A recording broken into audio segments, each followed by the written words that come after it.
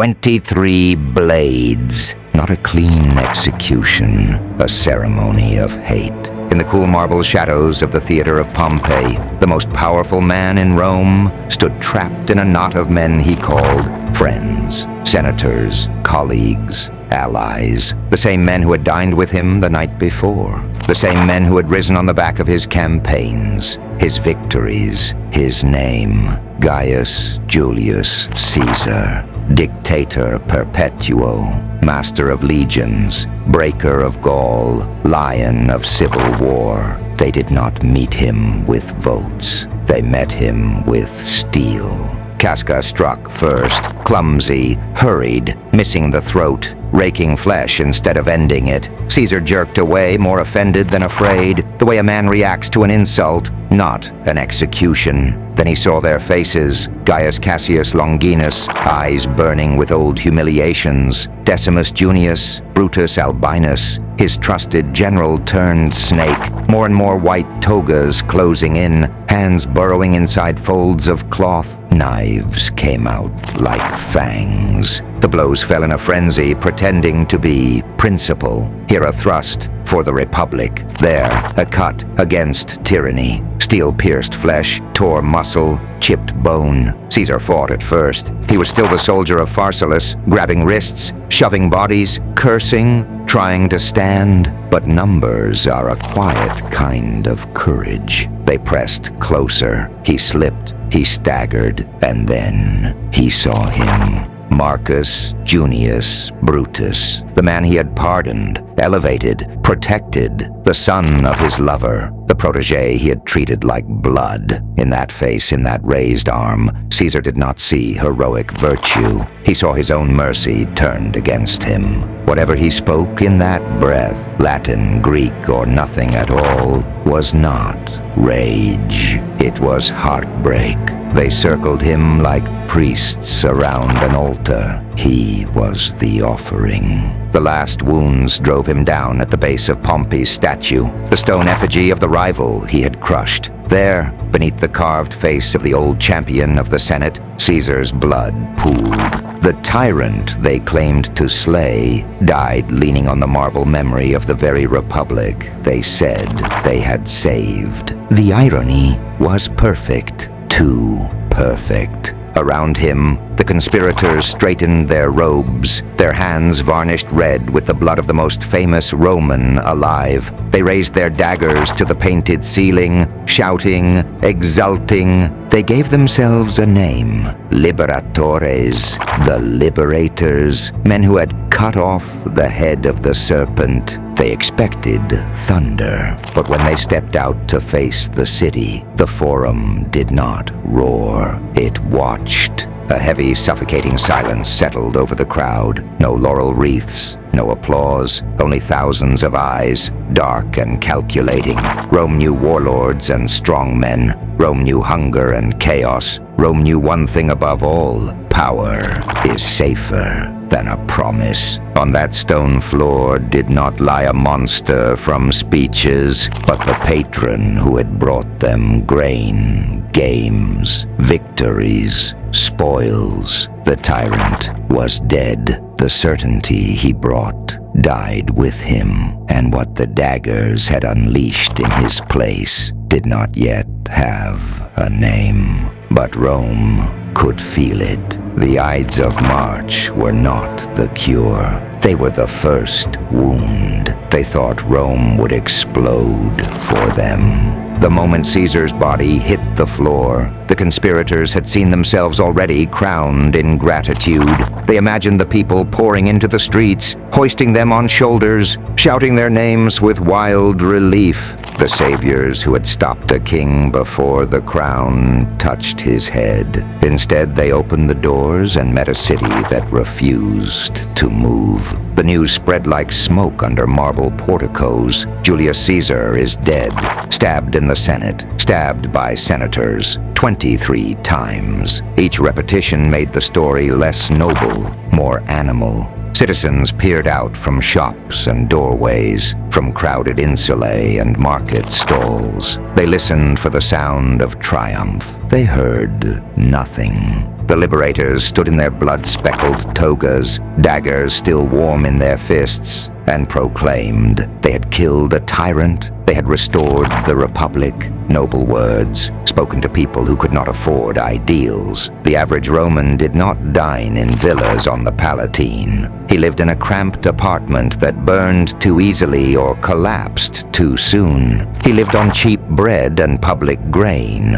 on promises that tomorrow might be slightly less cruel if the right strongman feared his anger. Caesar had given them victories. Caesar had given them shows. Caesar had given them grain. Brutus had given them a speech about virtue.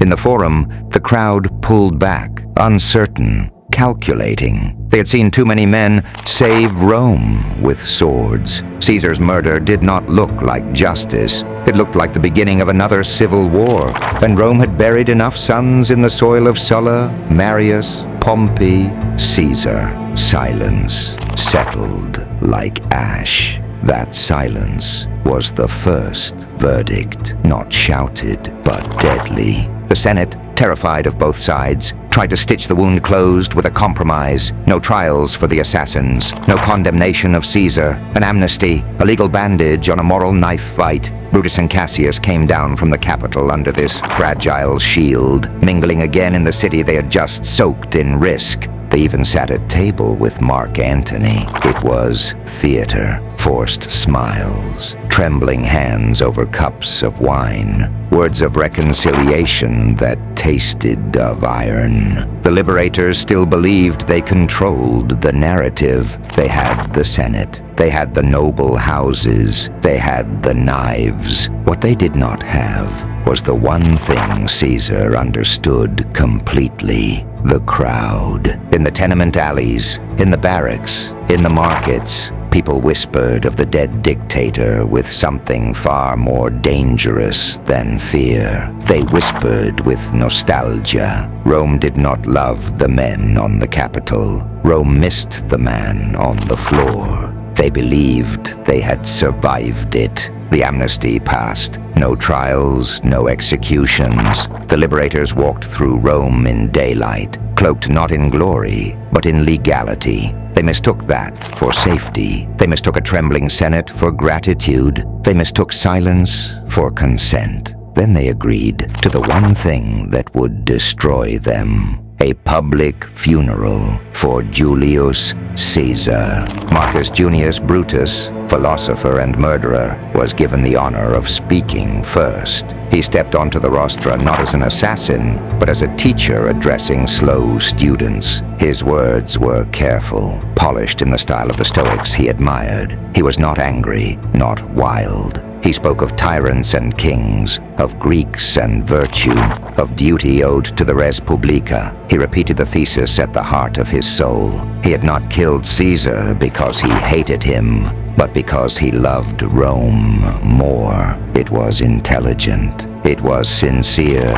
It was fatal. Because as Brutus flung abstractions into the air, the people below stood with empty stomachs and full memories. They remembered the games, the coins, the grain, the remissions of debt, the triumphs where spoils rained down from Caesar's hand. They weighed that against words like liberty and tradition, spoken by the men whose class had starved them before. They listened, they nodded, they did not burn. In that moment, the liberators dared to hope. Perhaps they thought the wound could be closed. Perhaps the Republic could be reborn on a foundation of reason and restraint. Then Mark Antony rose. He had not drawn a dagger in the Senate. He had watched, calculated, bled grief into opportunity. Now he climbed the same platform with Caesar's blood still drying in the city's stone. He did not shout.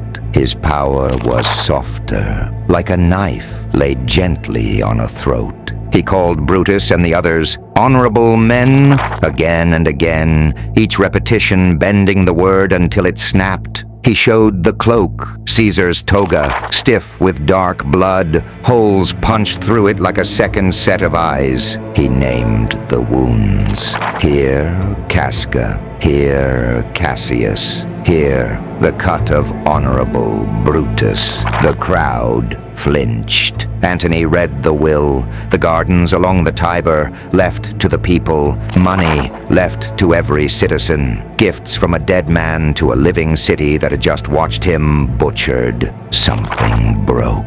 Grief turned to worship. Worship turned to rage. Benches were ripped from the forum to build a pyre. Caesar's body was burned not in quiet dignity, but in a storm of tears and shouts. From that sacred fire, the people seized torches. They did not march to thank the liberators. They went hunting. In the red glow of that night, Brutus and Cassius finally understood. They had not won Rome. They had only lit the match. They ran. Not at first, of course. At first they pretended nothing had changed. Brutus, Cassius, and the rest of the men who had turned the Senate into a slaughterhouse tried to wrap themselves again in dignity. They spoke of law. They spoke of tradition. They spoke of the Republic as if the word alone could hold back the smoke still rising from Caesar's pyre. But Rome had seen too much. The fire in the Forum had not just burned a corpse. It had burned away the illusion that this was a clean, surgical act. The crowd that had wept for Caesar now prowled the streets with torches and clubs, looking for honorable men. The first to die for their mistake was not one of them. A poet named Cinna walked through the city that night. Wrong name, wrong moment. When the mob roared his name, he tried to explain. He was not Cinna the conspirator. He was Cinna the poet. For a heartbeat, the crowd hesitated. Then someone shouted that words were dangerous too. They tore him apart in the street. So began the arithmetic of revenge. One dead dictator, one dead poet.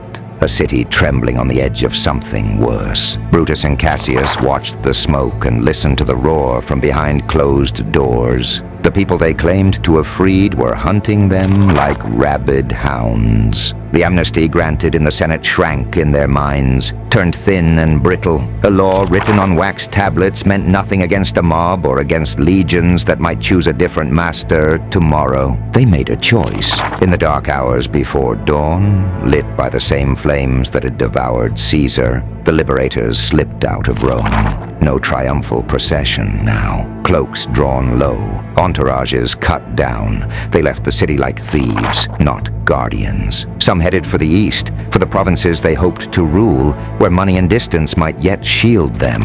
Others sought refuge with governors, allies, old networks of patronage. Behind them, they left a vacuum. Mark Antony tried to fill it first. He had the consulship, he had the oratory, he had bathed himself in the grief of the crowd. For a moment, it seemed the story would narrow to a simple line: those who killed Caesar and the man who would avenge him. But history is rarely that tidy. Far from Rome, in Apollonia, a pale teenager was reading his dead great-uncle's will. Gaius Octavius, frail in body and unremarkable to the men who mattered, discovered a single sentence that detonated like a legionary charge. Caesar had adopted him. Name, fortune, legacy, transferred with ink and seal. While Brutus, Cassius, and their brothers rode eastward, convinced they had saved Rome from one monarch, they had already awakened something far more patient. A boy who had just been reborn with a god's surname and a private oath forming,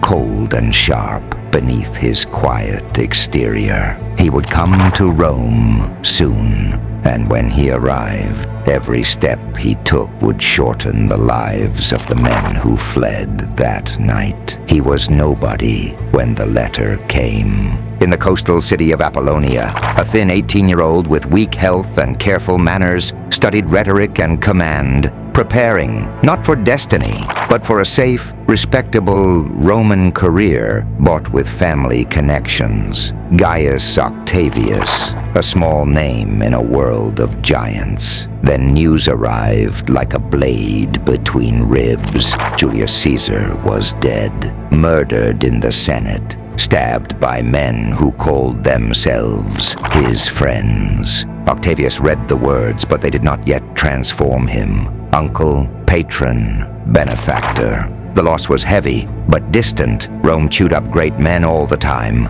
This felt like one more turn in the endless grindstone of civil war. It was the second message that broke the world open. Caesar's will, unrolled, read aloud, witnessed. In it, the dictator Perpetuo adopted him as his son and principal heir, not in rumor, not in flattery, by law. With a single line of ink, the sickly student became Gaius Julius Caesar Octavianus. He inherited three things more explosive than any legion: a sacred name, a colossal fortune, and the unfinished story of a murdered god of victory. Everyone who loved him told him to stay away. His mother, Atia, saw daggers in every shadow. His stepfather urged patience, distance, survival.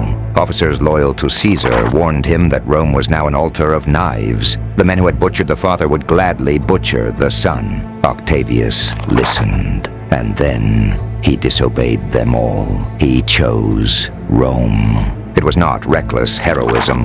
It was colder. A calculation that Brutus and Cassius had misread the people, that Antony had wrapped himself in grief but not yet sealed the claim, that power, in the end, flows toward the strongest symbol. And there was no symbol stronger than the name Caesar. He sailed for Italy with almost nothing: a frail body, a small escort, and a document the size of an empire. On the journey, he made his first true move. He began to sign not as Gaius Octavius, but as C. Julius Caesar, a ghost walking home in the murdered man's skin. On Italian soil, veterans of Caesar's campaigns watched him with hard, measuring eyes. They remembered unpaid promises, stolen land, a dead commander they had loved. If this boy truly carried Caesar's name, Caesar's wealth, Caesar's blood, maybe he also carried their revenge. Octavian understood before anyone else. Vengeance was not a speech. It was a brand,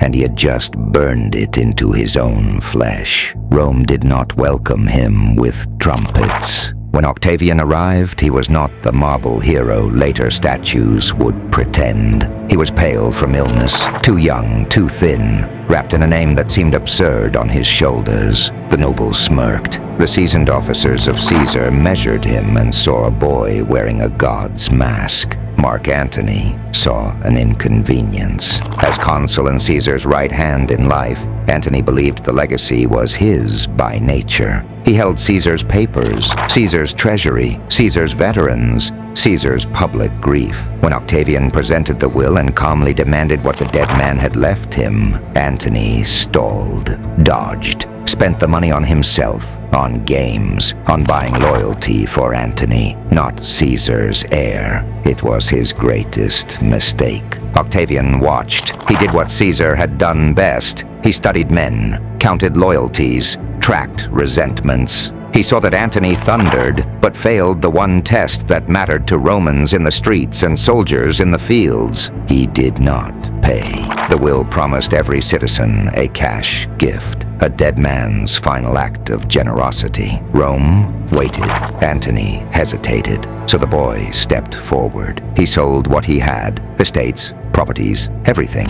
He borrowed, he begged, he leveraged his family, and he paid. Coin by coin, name by name, in the forum, in the streets, under the eyes of people who understood one thing with perfect clarity: the tyrant's heir had kept the tyrant's promise. Word spread through taverns and tenements, through market stalls and barracks. Caesar's son has paid. Antony has not. The veterans listened harder than anyone. These were men who had followed Caesar through Gaul's forests and Pharsalus's slaughter.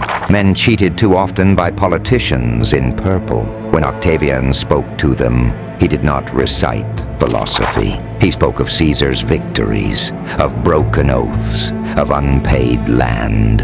And he spoke one sentence with lethal simplicity. I am Julius Caesar. It was a legal fiction. It was enough. Legion by legion, centurion by centurion, their loyalty shifted. Not all at once, not with fanfare, but cracks appeared in Antony's wall. Officers met with Octavian in private. Standards drifted. Old soldiers saw the boy standing straight despite fever, spending his own fortune to honor their general's word. And they recognized something colder than courage. Ruthless commitment. Antony laughed at him in public and raged at him in private. He called him a child, an ingrate, a puppet of ambitious knights and resentful senators. But when he looked north and saw eagles moving, not at his command, but at the whispered suggestion of that child, the laughter died. Rome now had two avengers of Caesar. One, a giant of war with the wrong instincts for the crowd. The other, a sickly youth who understood that in a city bled dry by oaths and lies, the man who actually pays becomes king, long before he wears a crown. They met on an island that did not care who ruled the world. It was a strip of mud and reeds in a shallow river near Bononia, wrapped in fog and cold air. No temples, no statues, just three men and the weight of a bleeding republic. Marcus Antonius, Gaius Julius Caesar, Octavianus, Marcus Aemilius Lepidus. Not saviors, not philosophers, not patriots, predators. Antony came with age, victories, and the loyalty of hardened veterans. Octavian came with a famous name, fresh legions he had bought with promises and silver, and a talent for appearing weaker than he was. Lepidus, the least dangerous, brought what everyone in Rome now respected more than virtue: troops and territory. The daggers that killed Caesar had driven them into each other's arms. They did not speak of justice for long. Justice is what speeches wear before they go to war. On that wet island, they spoke of enemies, borders, and spoils. They spoke of Brutus and Cassius in the east, raising armies with stolen taxes and righteous slogans. They spoke of the Senate's cowardice. They spoke of money, always money. So they did what the liberators had never imagined. They made Caesar's vengeance a state institution. By law, not in shadows, they created the Second Triumvirate, three men endowed with almost unlimited power to restore the Republic. By practice, they divided the Roman world like wolves circling a carcass. Antony would take Gaul, Lepidus Hispania and Africa, Octavian Italy, and the loyalty of Rome itself. But armies cost silver, and vengeance is never cheap. So they opened the Black Ledger. Proscriptions, a word Rome had learned to fear under Sulla, now sharpened and perfected. Lists of names written on white tablets posted in the forum like market prices. Any man whose name appeared there was already a ghost. His property was forfeit. His life was a reward. They pretended it was about punishing Caesar's killers. In truth, it was about funding their armies and cutting every tongue that might one day speak against them. Senators woke to see their names on the plaster and knew there would be no trial. Knights, patrons, rivals, marked for erasure. Slaves could earn freedom by murdering masters. Sons could secure inheritance by denouncing fathers. Friends weighed friendship against a bounty. Rome began to eat itself. In the center of this feeding frenzy stood the three men from the island, their pact sealed not by oaths to the Republic, but by the understanding that if one fell, the others would be devoured next. Behind the legal language and public decrees, the message was simple. The age of illusions was over. From now on, survival was measured in bodies, They told the people the lists were justice. White tablets went up in the forum, neat rows of names carved and painted in black. At first, some citizens nodded. Assassins, traitors, enemies of Caesar, enemies of peace. Yes, let them pay. The Republic had bled for years. Perhaps a little targeted cruelty would close the wound. Then they kept writing. It was never just the killers of Caesar. It was their friends, their patrons, their creditors, their rivals, their land. The Second Triumvirate needed money to feed legions, wages to hold loyalty, estates to trade for silence. A man did not appear on the list because he was guilty. He appeared because he was useful, dead. The rules were simple and obscene. Any citizen could strike down a proscribed man, bring his head as proof, keep a portion of his wealth. The rest went to the triumvirs. Murder became a public contract, paid and stamped. Rome turned on itself like a starving dog. Slaves denounced masters and cut them down in their sleep. Sons betrayed fathers for inheritance. Old feuds resurfaced wrapped in legal virtue. I do not kill you for your vineyard, cousin. I kill you for the Republic. Faces that once dominated the Senate now rolled through the streets in baskets. Doors were kicked in not by barbarian raiders, but by neighbors. And in the middle of those names, one stood out like a monument. Marcus Tullius Cicero. He had not plunged a dagger into Caesar. He had condemned him for Catiline, defended him for the state, and later flayed Mark Antony in speeches so precise they stripped him naked. Cicero believed that his eloquence and his service to Rome would shield him.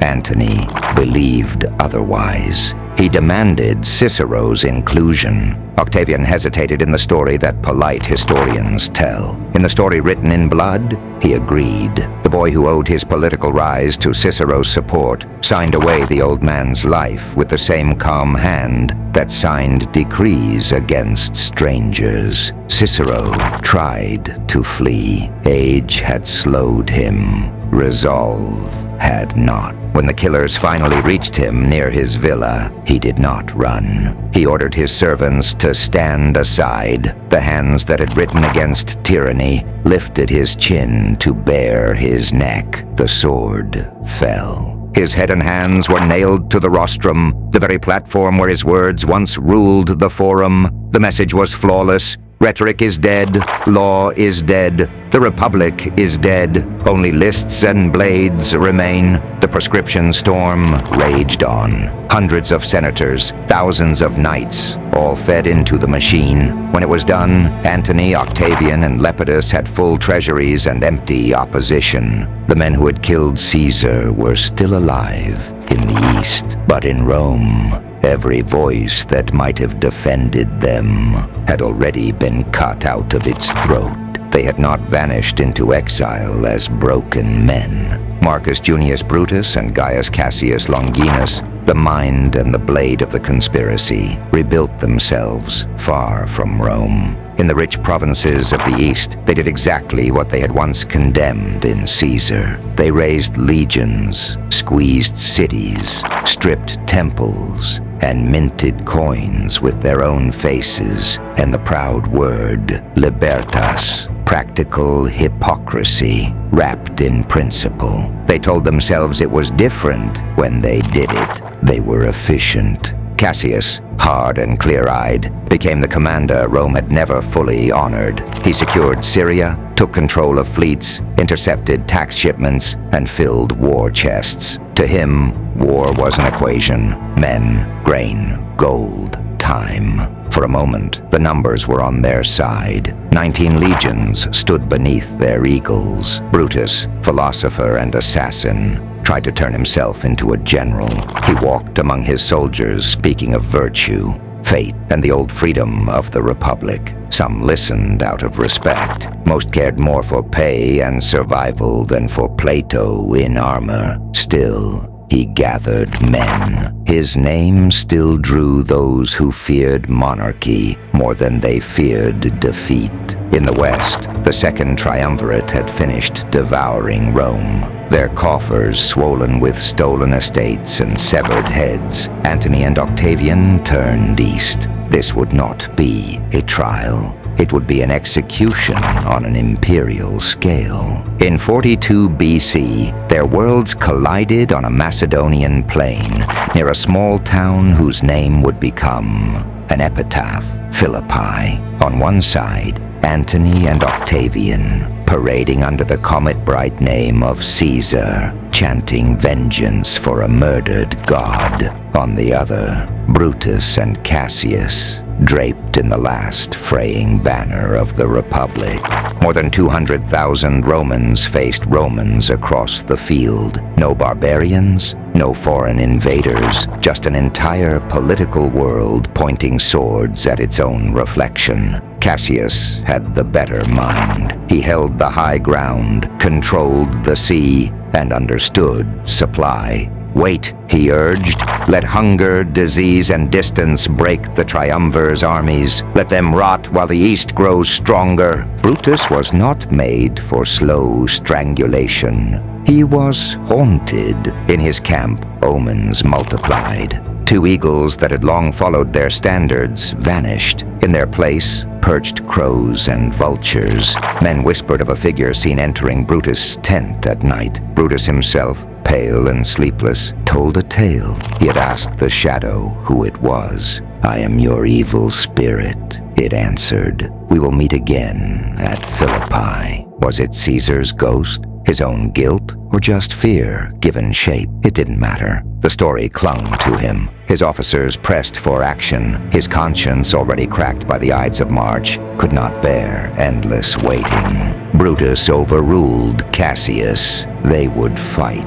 The first battle of Philippi was 2 different wars sharing one sky. On the right, Brutus struck like thunder. His legions smashed into Octavian's lines, shattered them, flooded his camp. Tents burned, standards fell. Octavian, sick and unready, disappeared into the chaos, narrowly escaping death. For a heartbeat, it seemed the Republic had risen from the grave to strike down Caesar's son. On the left, Antony answered. His veterans, carved from years of brutal campaigns, slammed into Cassius' position. They broke through defenses, stormed fortifications, and tore apart the camp. Dust and smoke swallowed the field until no man could see the full shape of the battle. From his hilltop, Cassius watched a nightmare painted in confusion. Through the haze, he saw Brutus's camp being plundered, his own men celebrating a victory he could not recognize. Riders galloped toward him, bringing news of success. He never heard them. Cassius believed what the dust told him. Brutus defeated, their line broken, all lost. In that moment, the architect of the conspiracy surrendered, not to Antony or Octavian, but to despair. He turned to his freedman, Pindarus, and handed him the same dagger that had torn Caesar's flesh. "Free me from this life," he said. Pindarus obeyed. Cassius died beneath a foreign sky, by his own order, with his own weapon. A final irony for a man who had prided himself on clear vision, undone by a cloud of dust. When Brutus's messengers finally reached the hill, shouting news of their success on the right, they found only a body. The mind of the liberators lay still. The Republic, though not yet dead, had just lost its last true general. When Brutus saw Cassius's body, something in him snapped. The corpse lay on the hillside where the freedman had left it, cloak spread. The dagger that once struck at Caesar, now dark with its master's blood. For a moment, Brutus did not move. The man who had argued, persuaded, calculated, the man who had borne the weight of the conspiracy's cold logic, gone. Killed not by Antony's sword, nor Octavian's ambition, but by dust, confusion, and his own conclusion. Brutus called him the last of the Romans. He was wrong. The title was about to be tested. Victory and ruin had arrived together at Philippi. Brutus's attack had shattered Octavian's line. Cassius' collapse had handed Antony a corpse and half a triumph. The liberators had not been crushed. Not yet. They still possessed men, eagles, defenses, but a hole had been punched through their soul.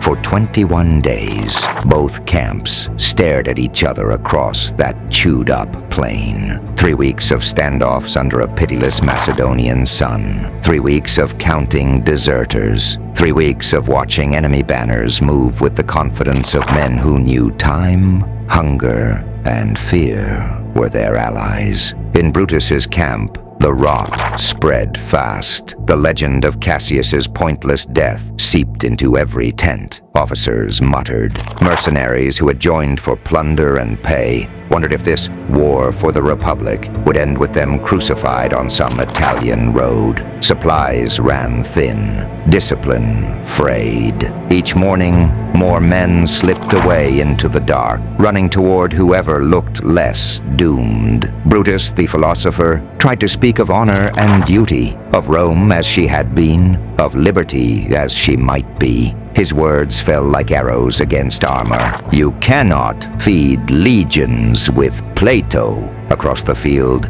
Antony's veterans sharpened their swords and their certainty. Octavian, recovered from sickness and humiliation, observed. He did not inspire like Antony. He did not charm like Caesar. He learned. Brutus's commanders came to him one by one, no longer petitioners but prosecutors. Act or lose everything. Fight now or watch the army dissolve. The man who had once killed for an ideal found himself a prisoner of necessity. He chose battle. The second clash at Philippi did not have the wild confusion of the first. It had something colder. Inevitability. This time Brutus's legions charged without conviction. The ground was the same, but the men were not. The omen-haunted officers, the hollow-eyed soldiers who had watched Cassius die in vain. Their hearts were already half broken. On the other side, Antony's troops advanced like a wall. Octavian's forces, steadier now, closed the vice. Lines bent, lines broke. The Republican army dissolved. There was no glorious last stand, no heroic phalanx dying in place for an uncorrupted dream. There was dust, screaming, shields thrown away. Men who had cried out for the Republic now cried out for their lives. Brutus escaped with a knot of loyal officers into the hills, the thunder of hooves behind them.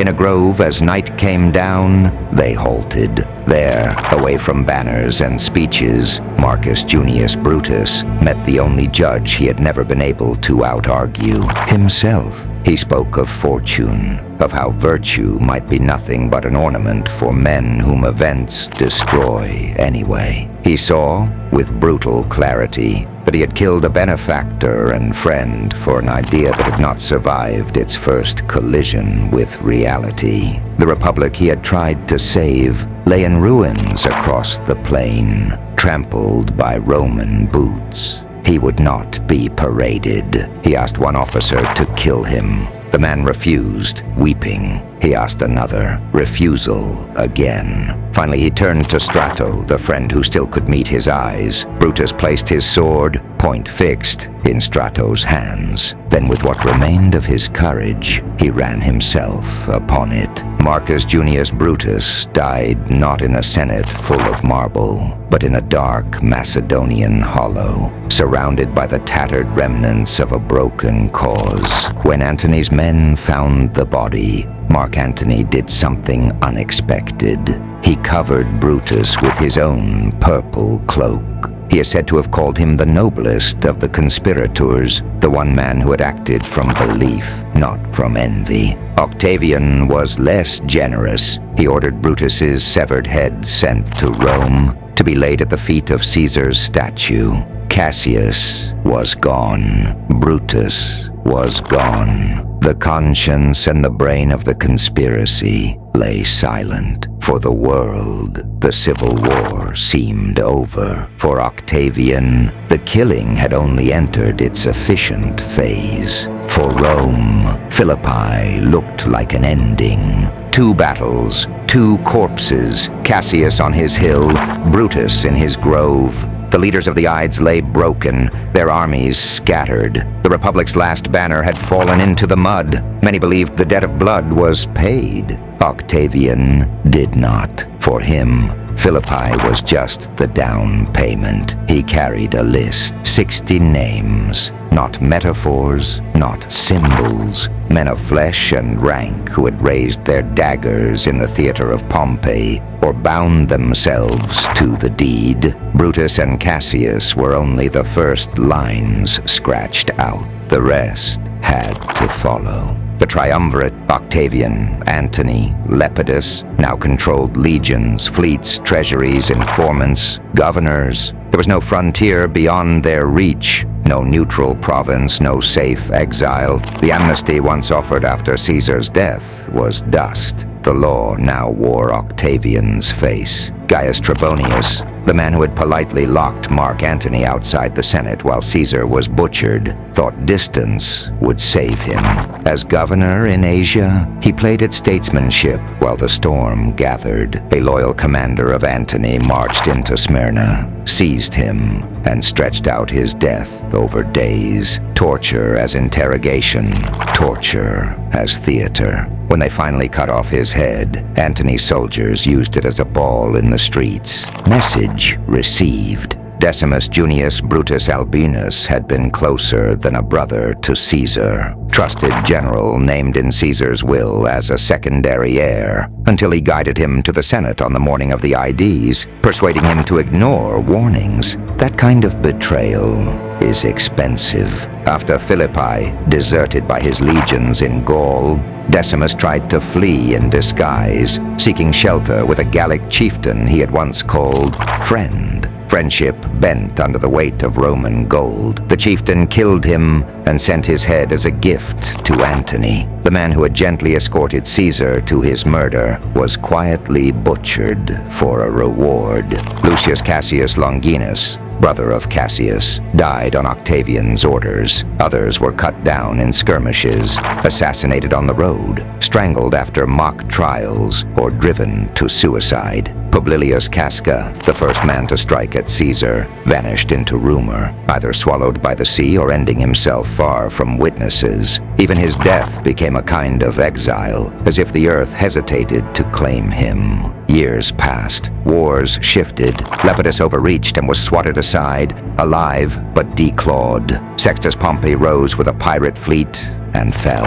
Alliances bent, then broke. Through all the noise, Octavian's list remained. One name kept slipping away. Gaius Cassius Parmensis, poet, sailor, conspirator. He had sharpened not just iron, but ink, turning his pen against Caesar. After Philippi, he became a professional fugitive. He joined Sextus Pompey in Sicily. Then when that cause sank, he fled to Antony, the avenger of Caesar beside one of Caesar's killers, united now only by fear of Octavian. It did not save him.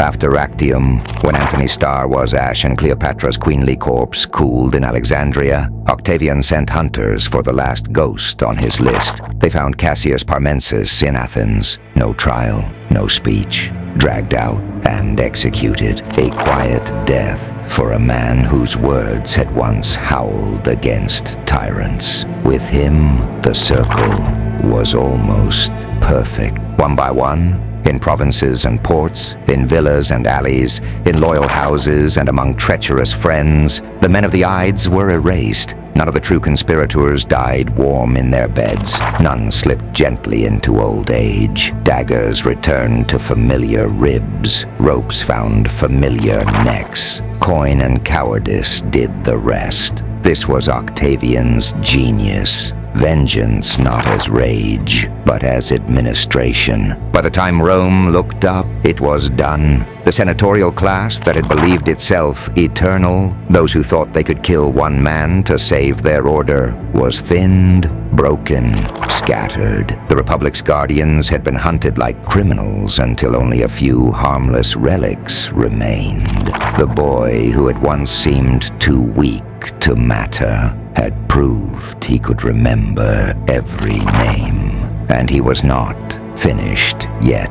When the last blades were cleaned of Ides' blood, only 3 beasts still stalked the Roman world. Lepidus, bloated with borrowed authority. Mark Antony, Caesar's cavalry commander, drunk on victory and desire. Octavian, thin and tireless, with a list now almost complete. Lepidus went first, and almost quietly, sent to supervise troops in Sicily, he decided he could be more than the third wheel. He tried to claim too much. Soldiers hesitated. Octavian moved. Surrounded and outplayed, Lepidus was stripped of power, exiled into a decorative irrelevance, alive but politically dead, not worth a dagger. The new Rome had no place for almost men. That left 2.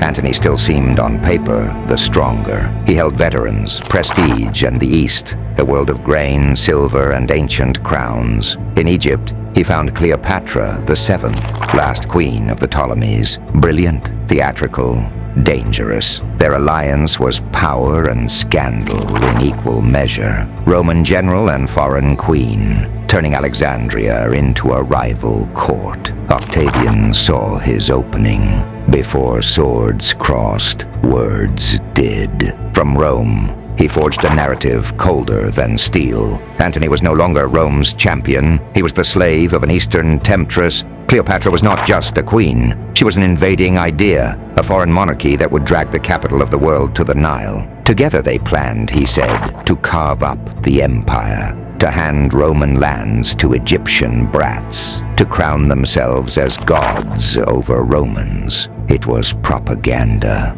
It was brilliant. It did not have to be entirely true. It only had to feel true. The Senate, cowed and culled, nodded. The people, trained by years of fear, listened. The legions, loyal above all to Roman superiority, understood the script. Octavian was Rome. Antony had betrayed her. The final reckoning came at sea, off a promontory called Actium in 31 BC. On one side, Antony and Cleopatra's vast, ornate fleet, heavy with prestige, weighed down by divided command and fraying loyalty. On the other, Octavian's leaner ships, guided by Marcus Agrippa, his most gifted general, driven by a single ruthless will.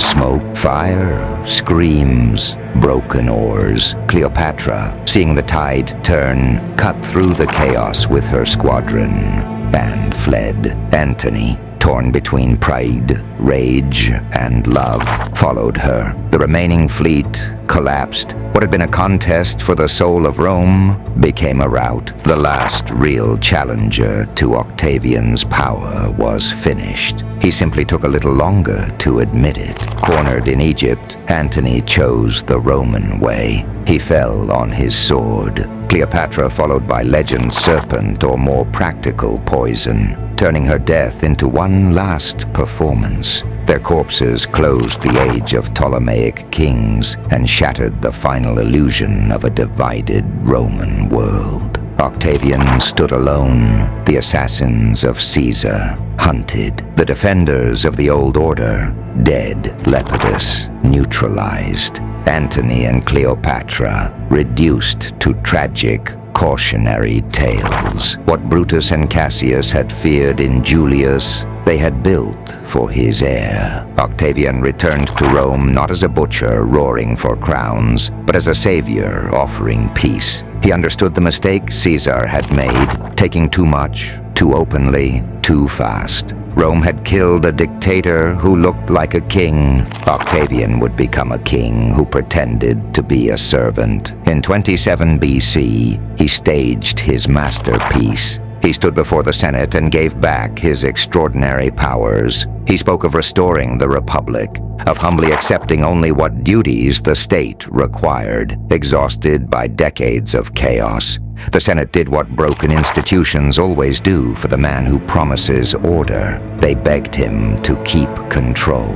They gave him a new name, Augustus the Venerable, a title that sounded like piety and felt like coronation. Quietly, legally, he accumulated all the levers that mattered: command of the armies, control of the richest provinces, the treasury, the right to make war and peace. Consuls came and went. Senators talked and voted. Assemblies met. None of them ruled. Augustus ruled. He did what Caesar could not. He made tyranny look like stability, monarchy look like tradition, absolute power look like gratitude. For more than 40 years he wore no crown and wielded more authority than any Roman king or dictator had ever dreamed. He died in his bed, mourned as father of his country, consecrated as a god. Behind that serene mask lay a road paved with very specific corpses: Trebonius, Decimus, Cassius,